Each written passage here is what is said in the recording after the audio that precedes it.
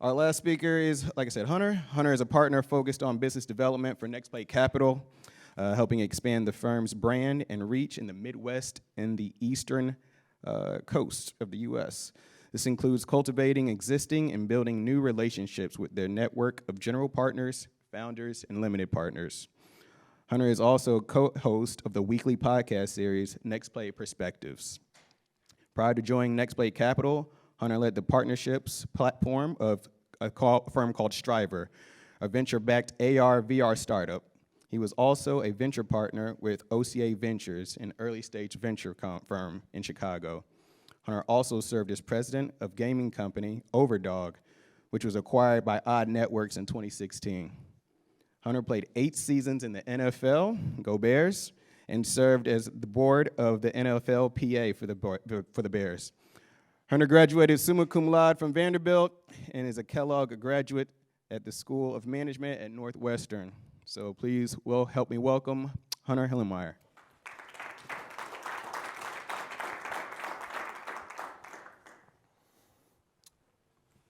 My mic on here? All right. Well, I'm going to apologize in advance for my slides.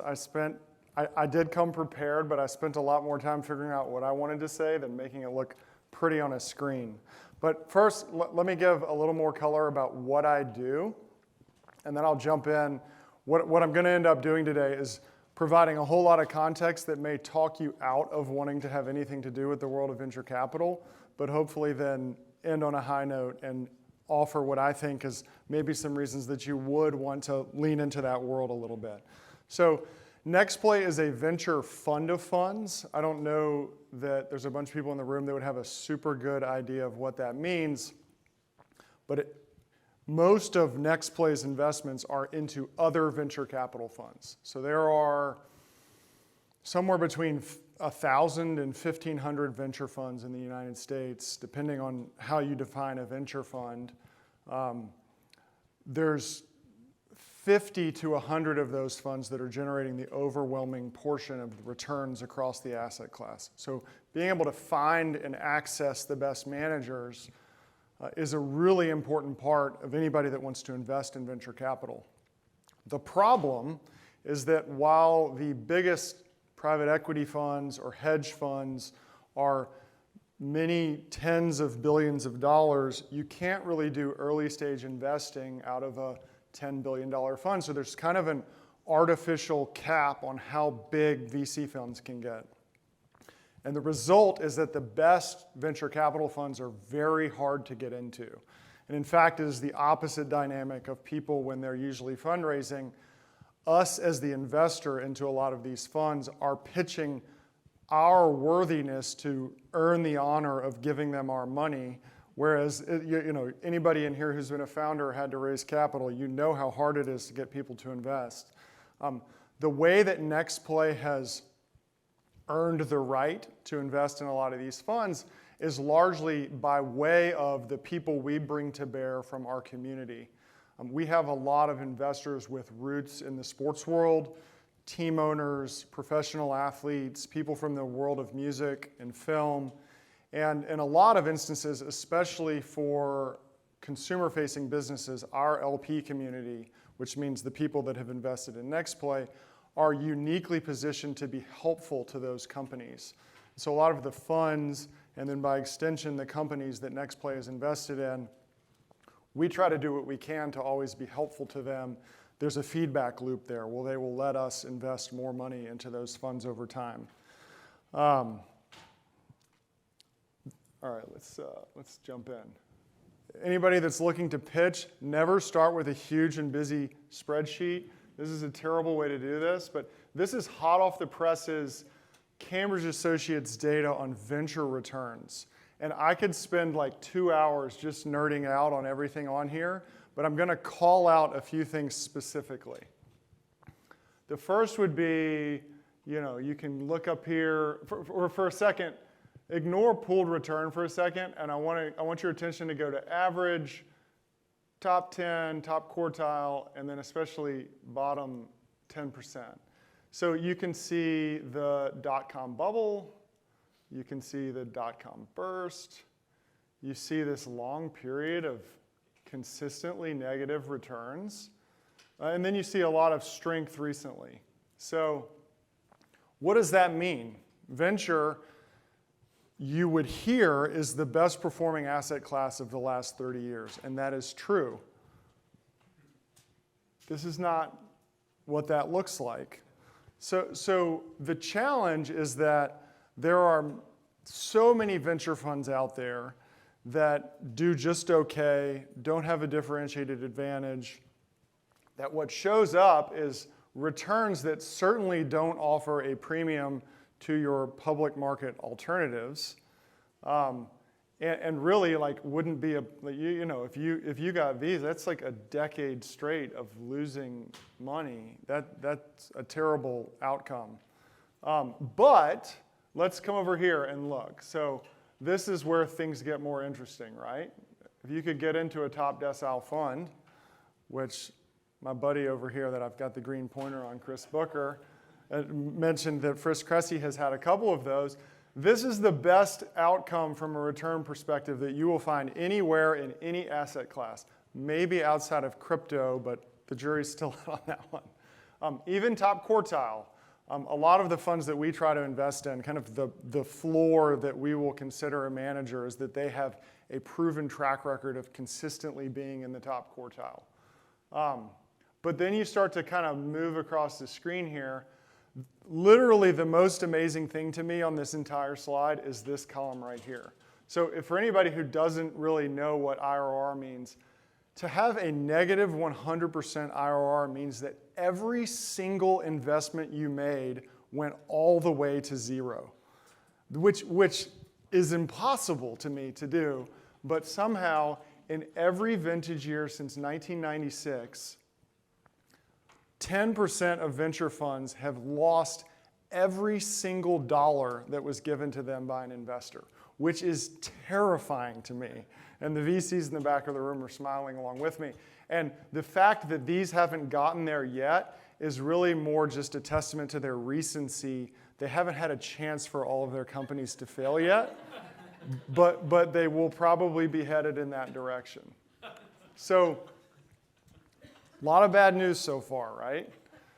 But one thing that's going to kind of hint in the direction that I want to take you here is the vernacular here is a little off. And I went and verified this on Cambridge's website last night. So what they say average is probably more of what you would think of as the 50th percentile. So it doesn't actually mean average. What you think of as average, which is if I had $1 invested across the entire venture universe, what would that be? That is actually what pooled return is and how they define things here. And you'll notice if pretty much every year, the pooled return is a lot better than the average. So what's driving that? What's driving that is that there are a lot of funds that separate from the pack, and they separate from the pack more in venture than in any other asset class. So Cambridge's data on this, and this was from a couple of years ago, 95% of realized returns in venture, so not markups, not paper gains, but checks handed back to investors, come from 5% of funds. So getting into those funds, if you're an investor, is the most important thing. And part of that feedback loop for the founders in the room is people know generally who those funds are. And if you are a founder, getting one of them to invest in your company can enormously improve your odds to success. So one last thing I'll mention before I switch off of this slide. There are, what did I say, 1,500 venture funds in the United States. It's no secret, like there is very much a playbook to how to become a successful venture capital fund. In hedge, in real estate, in middle market private equity, the difference between the top quartile and the second quartile is generally somewhere between 300 and 500 basis points. So like on an annualized basis, 3 to 5% difference over the course of the life of that fund.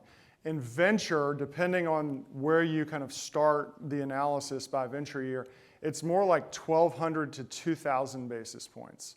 So it is an enormous difference between the best funds and everybody else. And this might actually be the worst news for somebody that wants to break into venture. It actually doesn't change that much which funds it is. And that's a good thing for us as a fund of funds because we generally know who we want to be investing in, but it makes it really tricky to break into the industry. I'm going to go to the next slide here. Anybody want to take a guess at the answer to this question? Your answer could be, these are all great venture funds, and you would be right. So Sean, he might know more about VC than anybody in the room.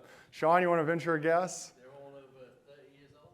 That is very close to the correct answer. Every one of these venture funds, which are all still great venture funds today, was founded before 1980, which shocked the heck out of me. I mean, I think of venture, and I was born in 1980, but I think of venture as really like an internet thing. Like venture kind of grew up in the mid-90s with the internet, and then 6 years into the existence of this new asset class, everything blew up, and they've been sort of restarting the engines ever since.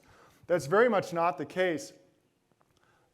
These are all funds that have been around for a long time. I'm just kind of restating the point I made earlier, which is there is tremendous what they call persistence of returns among the top funds in venture capital, which is good news for somebody that's trying to figure out where they should invest. It's bad news if you're figuring out how to break into the industry. All right, so there's about 1,000 or so active venture funds in the United States. Now I'm speaking to people that might be seeking a job in venture capital. Not all of those are adding to their team every year. So if you assume maybe a fourth of those firms are going to add to their team every year, you're talking about maybe 1,000 people that get added to the venture capital ecosystem, not counting the founder side every year. And I think that that's probably very high. So 1,000 jobs get added to VC every year. Just for a frame of reference, there's 1,000 people in the Major League Baseball draft every year, 300 people into the NFL, and probably more people trying to get into venture capital than there are trying to join a professional sports league. So the odds of breaking into venture capital are very hard. It's just a difficult world to break into. But to offer a little more context about how you might go about that, there's really 5 kinds of experience that count in terms of trying to get a job at a venture capital fund, or in the event you're bold enough to do it, go out and raise your own fund and be successful doing it. The first is having worked at a startup. The easiest way to get a job in the startup world. It's also one of the most proven paths to being a successful investor, is being a great operator. Whether you founded the company or whether you worked at an early company, there's so many great venture funds that were founded by like product manager number 2 at Google, employee 80 there, that went on to a guy named Aidan Sinkut, who started a fund called Felicis Ventures. The next would be operating roles in big tech. Same thing, but all the time people will leave Facebook or Google or Amazon and they'll go start a venture fund, and usually those people have very strong networks, which is an enormously, like half of what Chris was talking about earlier is having a network that enables you to have great deal flow. The third, and this is probably the closest to my track, was a finance, PE, investment banking background. Bunch of MBAs in the room, obviously. So that would be one that it is certainly a tried and true path. I would argue that it's becoming less and less of kind of the most common way to break into VC. Developers, engineers, anybody that's sort of on the deep tech side, if you have tremendous domain expertise in any one skill set and you're a technical founder in some way, then you have a leg up. Not to be too stereotypical, but engineers tend to be more introverted people, which tends to conflict with a lot of the things you need to do to be a good venture capitalist. But when they have the ability to build relationships and source investments and go out and network and do all the things you need to do to be a VC, they tend to be excellent at it. One of our favorite funds is a fund in LA called Amplify.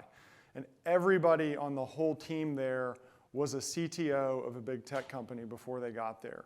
And that's interesting to us for a lot of reasons, one of which is they see a bunch of deep tech deals that funds that don't have that level of deep technical expertise are too intimidated by to even evaluate. So they see different deal flow than a lot of the other funds we would invest in.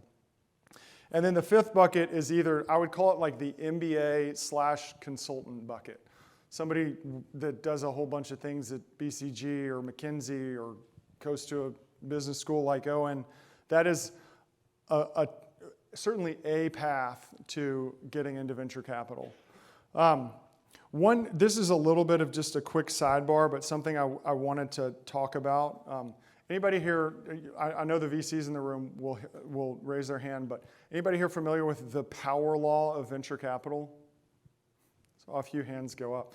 So a power law basically means that, and humans are bad at conceptualizing this, but when you invest in kind of traditional portfolio theory or you invest in private equity, the thought is some of your deals will go down a little bit, some of them will stay the same.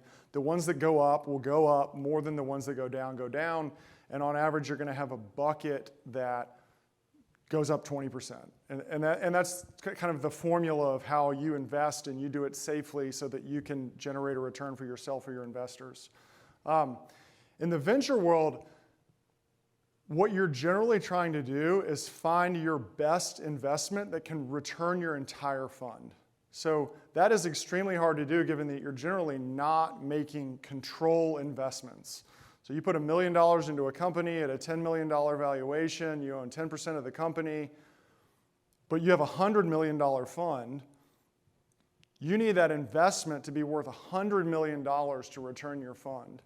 And the data is incontrovertible that unless you have potential fund returners in your portfolio, then you're very less likely to find your way into the upper quartile, the top 10%. And so being able to find those kinds of investments is a paradigm shift for a lot of people that aren't as familiar with venture capital.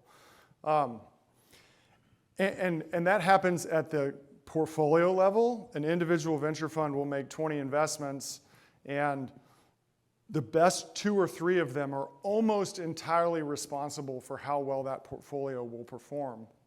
But what's crazy is that as a fund of funds, the same is true of our fund. The best funds are so much better than all of the other funds that they're generating an enormous portion of the returns. One quick example, one of our funds is Redpoint.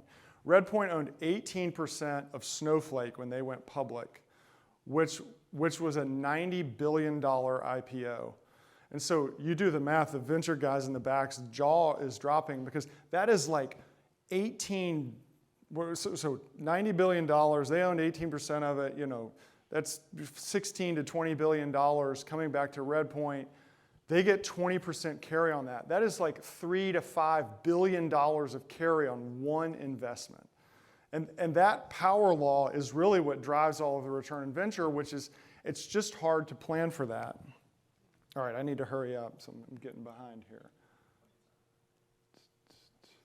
All right, so that was all the bad news.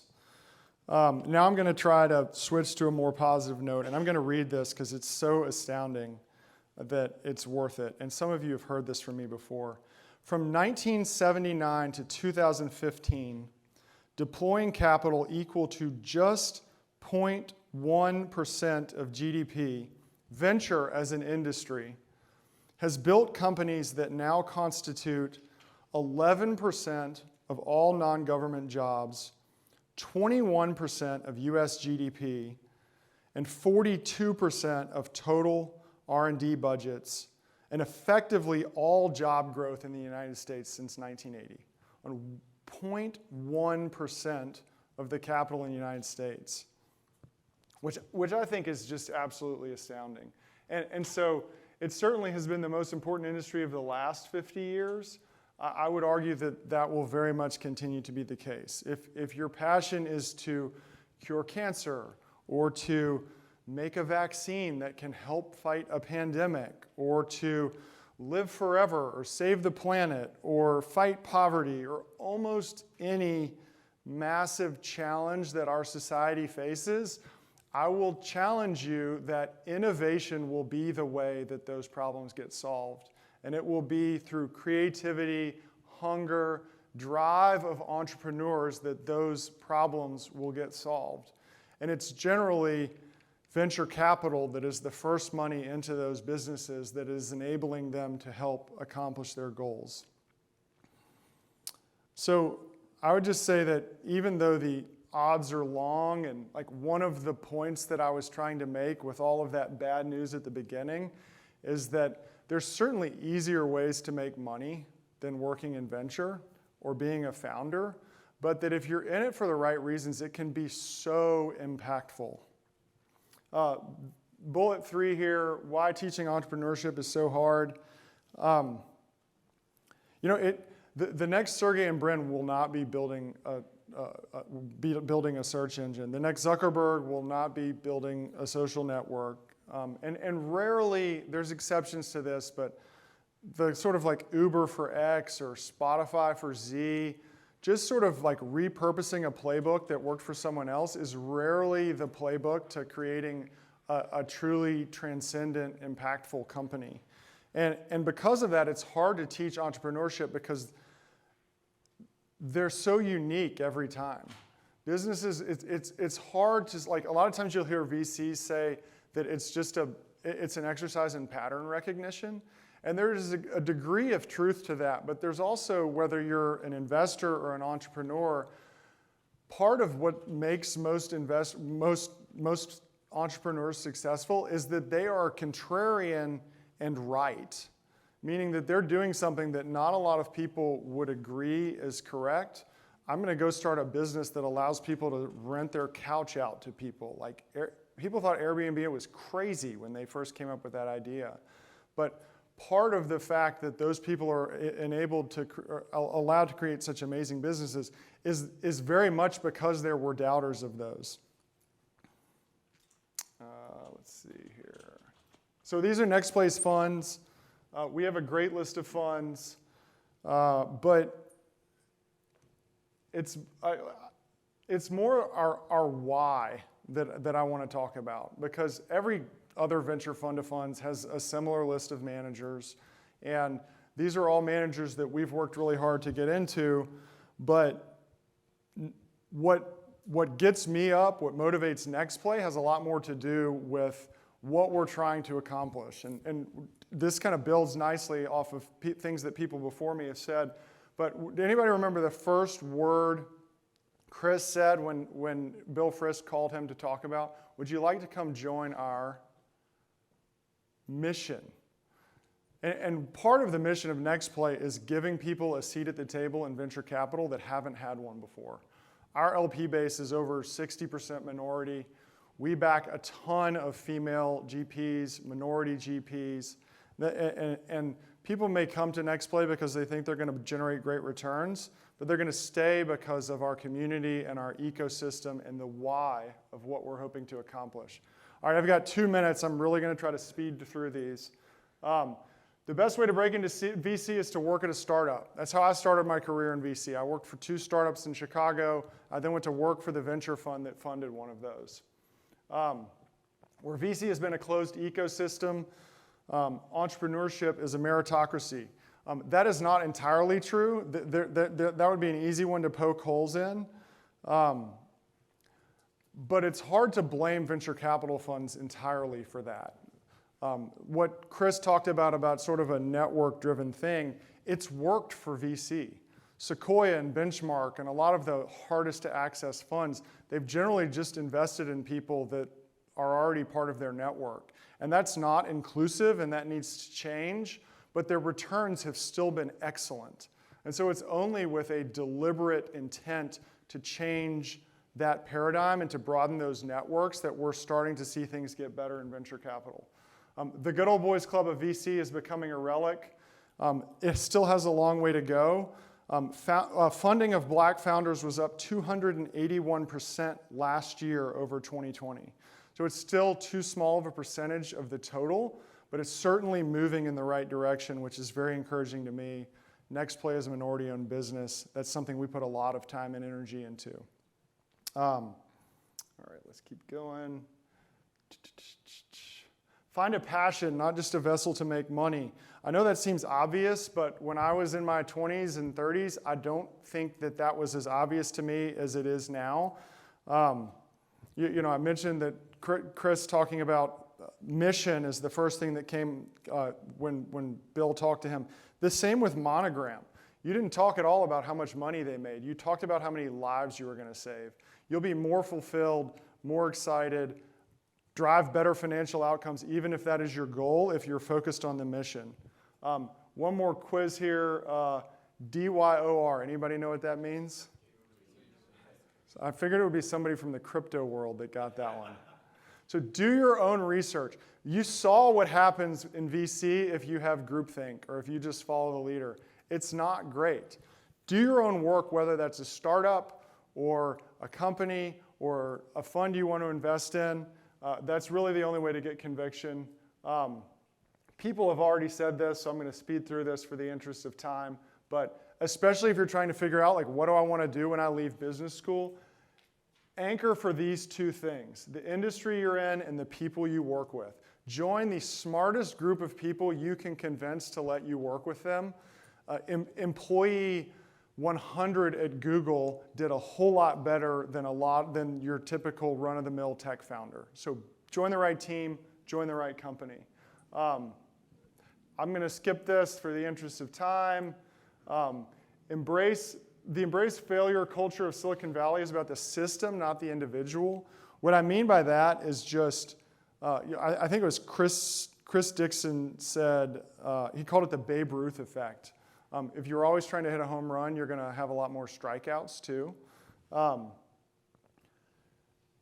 Silicon Valley does a great job embracing failure.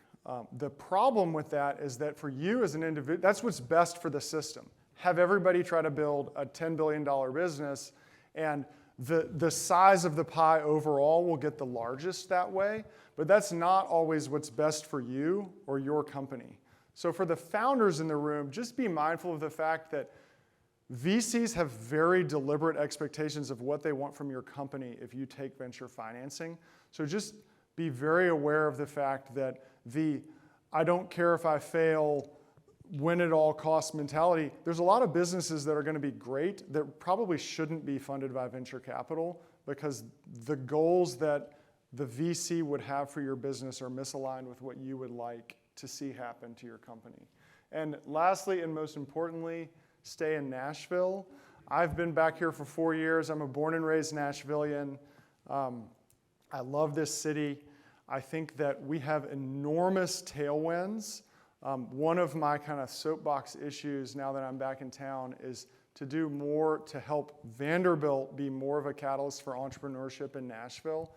We have a very strong healthcare tech ecosystem, but there is just so much room to run in industries beyond that. So that is an area where I want to be, any founders in the room that I can be of any help to in any way, please call me out on it. Thank you guys very much for the time today.